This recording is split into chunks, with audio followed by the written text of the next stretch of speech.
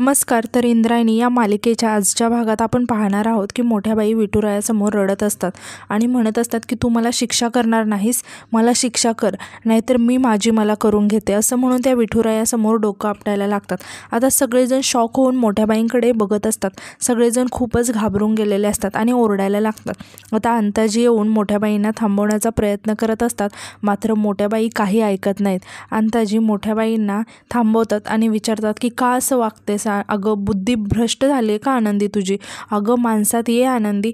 आता मोठ्या बाई रागाने इंदूकडे बघायला लागतात. सगळेजण आश्चर्याने मोठ्या बाईंकडे आणि इंदूकडे बघत असतात.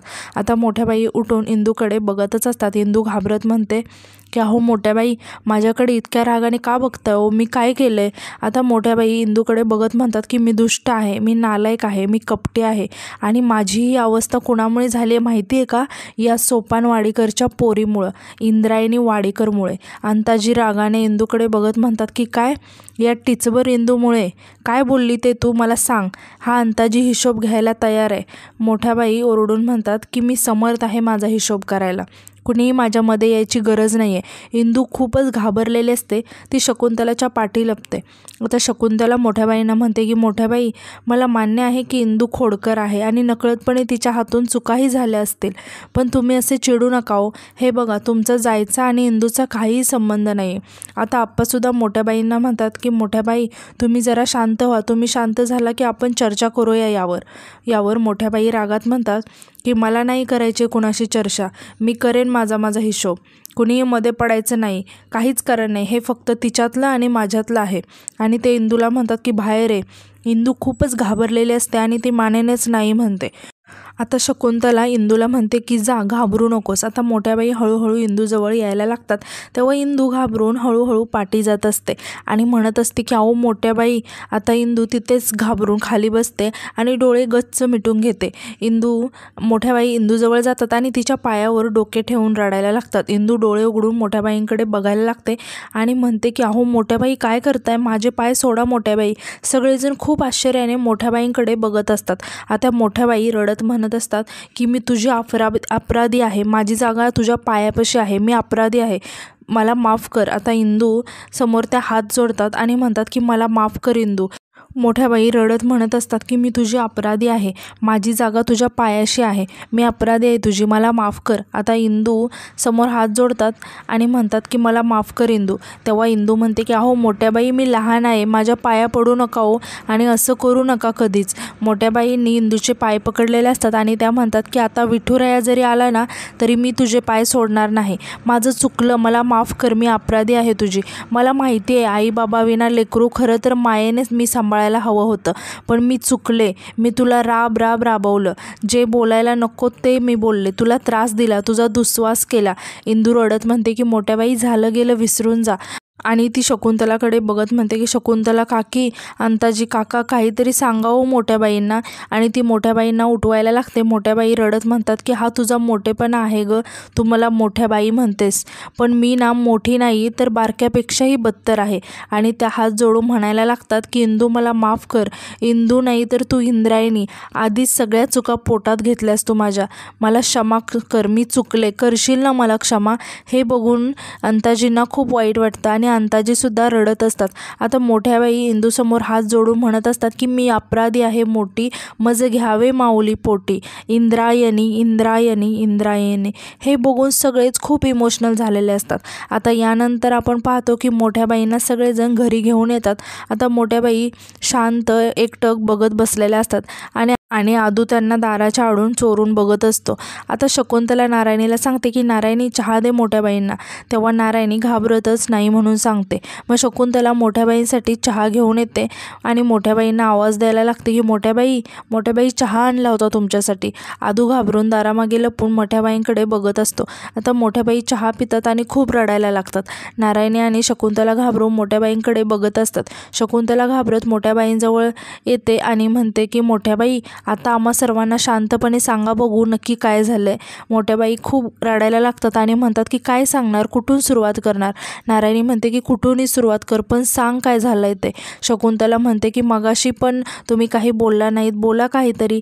आदूचा दरवाजाला धक्का लागतो आणि दरवाजा वाजतो. सर्वजण आदूकडे बघायला लागतात. शकुंतला आदूकडे बघून मोठ्या बाईंना सांगते की मोठ्या बाई, अहो अधोक्षजकडे बघा केवढासा झालाय त्याचा चेहरा, खूप घाबरलाय होतो. मोठ्या बाई आदूला जवळ बोलवतात. आदू घाबरून नारायणीजवळ जाऊन उभा राहतो. मोठ्या बाई रडत म्हणतात की शकुंतला, माझा मुलगासुद्धा आता माझ्याजवळ येत नाही ग. शकुंतला म्हणते की मोठ्या बाई असं बोलू नका हो, आणि ती आदूला जवळ बोलवते. आदू घाबरत मोठ्या बाईंजवळ येतो.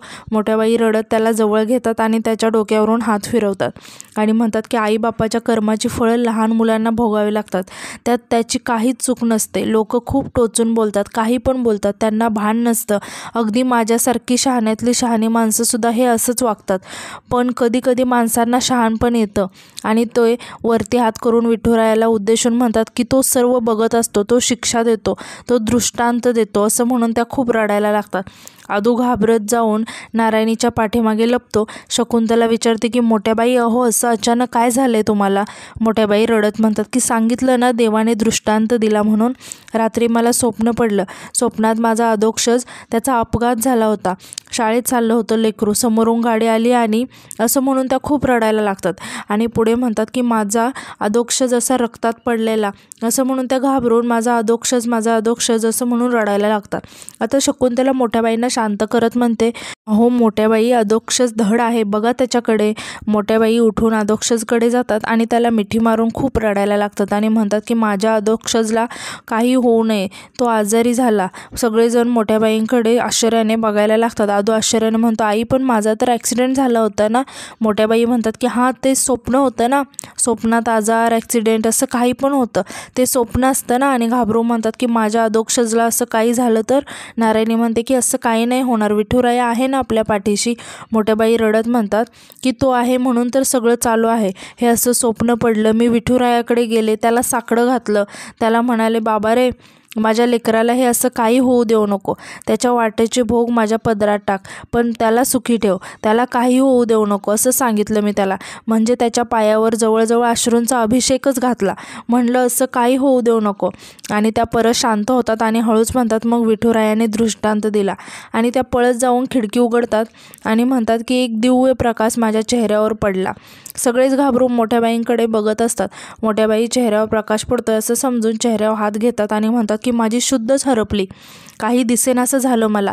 आणि अचानक आकाशवाणी झाली, आनंदी, जसं करावं तसं भरावं, जसं करावं तसं भरावं, असं म्हणून त्या मोठ्याने ओरडायला लागतात की जसं करावं तसं भरावं. आदू शकुंतला आणि नारायणीला म्हणतो की ताई, काकी आणि गोपाळदादाने सेम पिक्चर बघितला होता आम्ही. हे बघून मोठ्या बाई थोड्या टेन्शनमध्ये येतात आणि पटकन आदूजवळ जाऊन त्याला थांबवतात आणि म्हणतात की अगदी पिक्चरसारखंच वाटत होतं मला. आदू म्हणतो की म्हणजे आई सेम डायलॉग, सगळं सेम. मोठ्या बाई म्हणतात की हो अगदी तसंच, पिक्चरसारखं, स्वप्नासारखा पिक्चर. आदू म्हणतो की आई सगळं सेम होतं. मोठ्या बाई आदूवर ओरडून म्हणतात की तेच सांगते आहे ना मी, पिक्चरसारखं होतं, परत तेच काय सांगतोय मला. आदू घाबरून शकुंतला जवळ जाऊन उभं राहतो आणि म्हणतो की पण आई. शकुंतला आदूला गप्प बसायला सांगते. तेव्हा नारायणी विचारते की पुढे काय झालं मग आई. मोठ्या बाई म्हणतात की ईश्वरी संदेश होता तो. ते आकाशवाणीमध्ये सांगत होते की मी कुठल्या पोरीला त्रास दिला असेल तर त्याचा त्रास माझ्या पोराला होईल म्हणून. आता आदू शकुंतलाला विचारतो की काकी, हे खरं असतं का. मोठ्या बाई ओरडून म्हणतात की आता मी सांगते ना, म्हणजे खरंच असणार ना, मी कशी खोटं बोलणार. आणि म्हणतात की खरंच आहे हे. आणि विचारतात की कुठे होते मी, काय सांगत होते. नारायणी सांगते की दुसऱ्याच्या पोरीला त्रास दिला तर.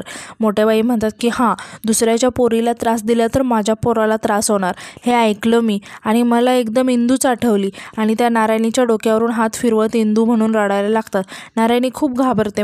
मोठ्या बाई म्हणतात की इंदू एकदम निष्पाप जीव, मी खूप त्रास दिला ग तुला. नाही ते बोलले, सांगायला नको तेवढी कामे सांगितली.